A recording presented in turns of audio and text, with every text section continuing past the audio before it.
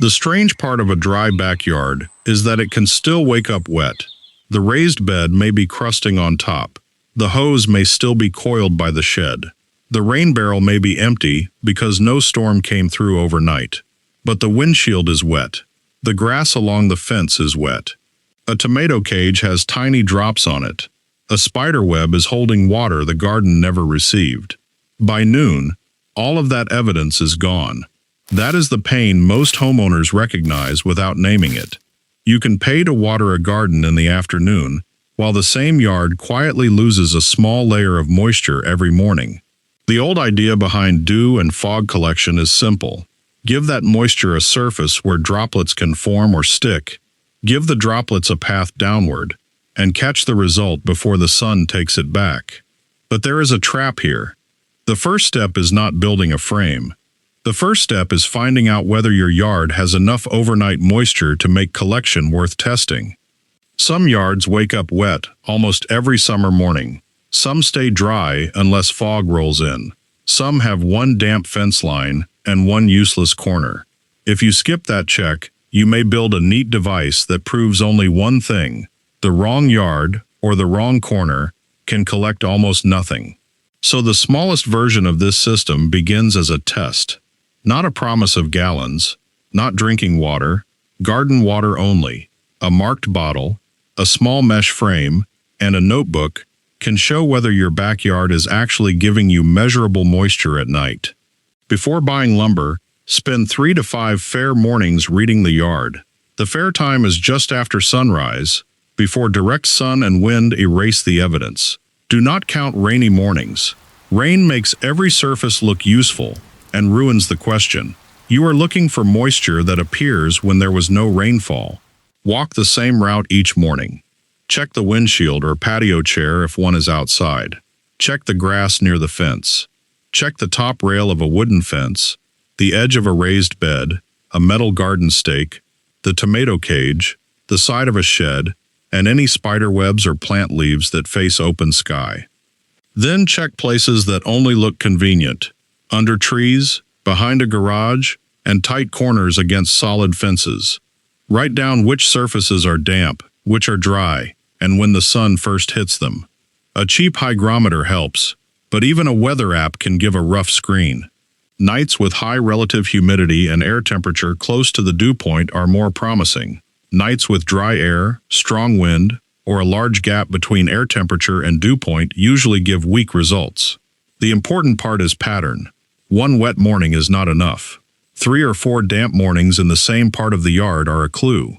If the fence line wakes up wet again and again, that is a better test site than a hidden corner that only looks tidy. If every surface stays dry after several fair mornings, this system may not fit your yard in that season. A simple way to score the yard is to use 3 labels. Green means several surfaces are damp after a dry night, especially objects exposed to open sky. Yellow means moisture appears only once, or only in one protected patch. Red means the yard stays dry after repeated fair mornings. Green deserves a frame test. Yellow deserves patience, or a second season. Red usually means the better water system is probably not dew collection. It may be mulch, shade, rain storage, or a wicking bed instead. That early check saves money, time, and disappointment. It also changes the question. You are not asking, can a backyard collect water from air? You are asking, does this exact yard have enough night moisture to collect for garden use? A lot of bad water from air claims become confusing because they mix dew and fog together. Fog is already liquid water. It is made of tiny droplets floating in the air. When fog moves through a mesh, some droplets hit the fibers, stick, merge with other droplets, grow heavier, and run downward. Dew begins differently. It starts as invisible water vapor. After sunset, some outdoor surfaces lose heat upward into the open sky. If a surface cools enough to drop below the dew point, vapor begins to condense as liquid water. That is why a car windshield can be wet before sunrise while the driveway beside it looks dry. A backyard frame may collect from both processes. On foggy mornings, the mesh behaves more like a fog catcher. On clear, humid nights, the mesh behaves more like a condensation surface. Either way, the chain is physical: humid air, a cool surface, droplets, gravity, gutter, bottle. Open sky matters because the surface needs a chance to cool. Airflow matters because humid air or fog must actually move across the mesh. The collection surface matters because droplets need small edges where they can cling and merge. If one part of the chain is missing, the yard can still look damp while the bottle stays empty. People have tried to recover water from air for a long time. Large fog nets have been used in fog-prone regions where moist air moves across hills and coastlines. Older air well experiments tried to use cool stone, masonry, or other surfaces to condense moisture overnight. One famous example was Friedrich Siebold's early 20th century stone air well near Feodosia in Crimea. It was not a backyard build, it was a large structure built around the idea that damp air passing through cooled stone could produce collectible water. Reports from the time were interesting, but the experiment also had construction and leakage problems. That history is useful only if it stays honest. A stone air well in Crimea is not the same as a 4 by 3 foot frame beside a garage in Ohio, Georgia, or Oregon. A coastal fog collector is not the same as a suburban yard that gets only occasional dew. This is one reason the idea rarely became a normal product. A hose is simple to sell. A sprinkler has a clear promise. A rain barrel fills after a visible storm. A dew or fog frame depends on local conditions: humidity, dew point, open sky, airflow, placement, season, and check time. It is cheap, local, slow, and hard to guarantee on a box. For the American homeowner, that difference matters. A product can be sold with one label and one promise. A dew frame cannot honestly do that. The same build may produce visible water in a foggy coastal backyard and almost nothing in a dry, windy inland yard. It may work in July and fail in September. It may work along one fence line and fail 10 feet away. The useful part is not universal output. The useful part is that the small version can tell you where the real moisture is. That does not make it useless. It makes testing more important than hype. Once the no-build check shows a real damp pattern, the first frame should be small enough to move. A 4 by 3 foot frame is a good starting size. It gives about 12 square feet of collecting surface, which is large enough to show a measurable pattern, but small enough to test along a fence, beside a shed, near a patio, or in a damp open corner without turning the yard into a construction project. The parts are ordinary. Use 2 4-foot pieces and 2 3-foot pieces of 1 by 2 lumber, light furring strips, or PVC pipe. For the collecting surface, start with UV-stabilized polyethylene or polypropylene agricultural shade cloth in the 35 to 50% range. A knitted shade cloth is usually better than loose canvas, burlap, towel fabric, or sponge-like material, because the goal is not to absorb water. The goal is to let droplets form, merge, and move downward. At the bottom, use a short vinyl gutter with end caps. It does not need to be a roof system. It only has to sit under the lower edge of the mesh and slope toward one outlet. Under that outlet, place a clean, narrow-neck bottle, small jug, or mason jar with a funnel. Mark the container in ounces, tablespoons, or cups. The markings matter because the first results may be small. A few teaspoons still tell you something. An unmarked jar turns a measurement into a guess. Pull the mesh tight like a window screen. If it sags, water can sit in pockets instead of running down. Lean the frame slightly, around 15 to 30 degrees off vertical, so gravity can help the droplets reach the gutter. Place the lower mesh edge just over the gutter. If the edge drips behind the gutter, the frame can work all night and still look like a failure by morning. Before the first test night, pour a little clean water across the mesh. Watch the path. It should move down the fibers, reach the lower edge, enter the gutter, and fall into the bottle. If it misses the gutter, adjust the overhang. If it puddles, tighten the mesh. If it misses the bottle, move the funnel. This 10-minute water path check separates a yard test from a bad build test. Run the first test for 7 to 14 fair mornings. Keep the routine boring. Put the frame in the dampest spot from your no-build check. Check it just after sunrise. Write down the date, location, whether nearby surfaces had dew, whether the mesh was wet, whether fog was present, and how much water reached the bottle. If it rained overnight, mark that morning as rain and do not count the number. One empty morning does not prove failure. The air may have been too dry, the surface may not have cooled enough, or the frame may have caught early sun before you checked it. One good morning does not prove success either. It may have been unusually foggy or humid.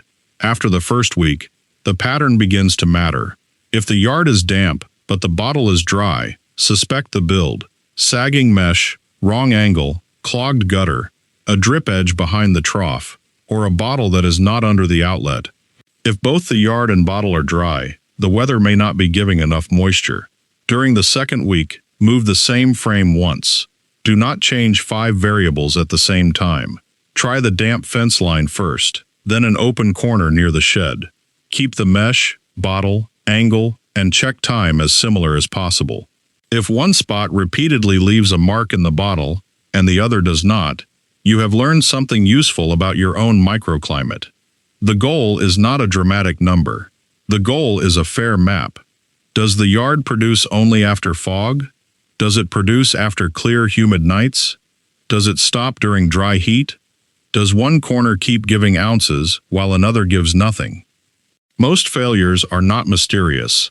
A tree can look like the perfect place because it is shaded and cool, but branches can block open sky exposure, slow airflow, and drop pollen, insects, leaves, and bark dust into the gutter. A frame under a tree may stay damp without collecting much clean water. A tight corner behind a garage can also look convenient. It is out of the way, but if air barely moves through it, fog and humid air barely reach the mesh. The device is ready to collect, but the location gives it little to work with. Early sun is another quiet failure. A frame may collect droplets before dawn and lose part of the result when direct light warms the mesh and bottle. Morning shade on the bottle helps. So does checking early. Then there are the build failures. Loose mesh, twisted frame, dirty gutter, wrong drip line, wide open jar, or a funnel that sits half an inch from the outlet. In a system measured in ounces, small errors matter. The best location is usually a compromise. Enough open sky for nighttime cooling, enough airflow for humid air or fog, enough protection from debris, and enough morning shade that the evidence is still there when you check. For a backyard frame, treat the collected water as garden water, not drinking water. That point should not be buried at the end. The mesh is outside. The gutter is outside. Dust, pollen, insects, bird droppings, leaf bits, and whatever settled on the surface can end up in the bottle. Clear water is not the same as safe water. The best early uses are small and close. A seed tray, one patio container, a dry compost edge, a young transplant, or a worm bin edge that needs gentle moisture. A quarter cup will not save a whole garden in August, but for a seed tray that dries before noon, it can matter. Repeated ounces can become cups. Repeated cups can fill a small watering can over several mornings. The first few ounces should be used where water is easiest to waste. Do not carry a tiny bottle across the whole yard and pour it onto a large bed where it disappears without changing anything. Put the collector near the job. If the damp corner is near the seed starting table, use it there. If it is beside a patio container, keep the outlet there. A small passive system becomes more useful when the distance between collection and use is short. Scaling only makes sense after the small frame proves the site. A 4 by 3 foot panel has about 12 square feet of surface. A 10 by 10 foot mesh array has 100 square feet, more than 8 times the area. That does not make the result automatic. It only gives the same good conditions more surface to work with. In a dry inland yard, a larger frame may still disappoint. In a fog-prone coastal yard, a low valley yard, A humid garden near a pond, or a property with repeatable damp mornings, the larger version can move the job from a diagnostic bottle toward a small garden water buffer. That buffer can feed a covered reservoir, a slow drip container line, a buried olla near a thirsty plant, or a small wicking bed zone. The aim is not water independence. It is one local layer of moisture that does not require a pump, a timer, or a storm. Maintenance stays ordinary. Rinse the mesh, clear the gutter, clean the container. Empty standing water before mosquitoes become a problem. Check the cloth for UV damage, the clips for looseness, and the frame for twisting after wind. If the log shows nothing after a fair 2-week test, do not scale. Move the frame, wait for a different season, or accept that this yard has better water projects. A rain barrel, mulch, shade, olla irrigation, or wicking bed may give more reliable results. But if the bottle keeps showing a pattern, the final proof is simple. Not a slogan, not a miracle machine, just a small frame near the dampest edge of the yard, a clean gutter, a marked bottle, and enough mornings to show that the night was leaving garden water behind. Rinse the mesh. Set the bottle under the drip edge. Check it at sunrise. Then let the next humid night answer with a number.